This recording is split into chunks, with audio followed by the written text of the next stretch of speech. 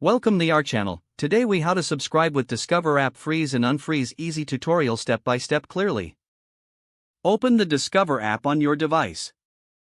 Log into your account if prompted. Once you're on the main screen, navigate to the account section. Look for the settings option within the account menu. Tap on subscriptions to view your current plans. Here, you can find the subscription you want to manage.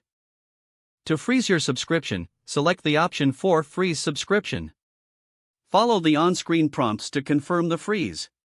If you want to unfreeze your subscription, return to the same subscription section. Choose the option for Unfreeze Subscription. Again, follow the prompts to confirm your decision. Once you've completed either action, check for a confirmation message. Your changes will be reflected in your account settings. That's all there is to it. If the page does not load, refresh the browser or try again in a private or incognito window. Make sure you are using the correct email address, then retype it carefully to avoid small typos. If your password is not accepted, use the reset option and create a new strong password you can remember. Check your spam folder for verification or security emails, then complete any requested confirmation steps. Enable two-factor authentication if available to improve account security and reduce unauthorized access risk. After signing in, review your profile details so your contact information and settings are accurate and current. If you see an error message, note it down and try again after restarting your device and internet connection. Log out when you finish, especially on shared devices, to keep your account and payment information secure. If the page does not load, refresh the browser or try again in a private or incognito window.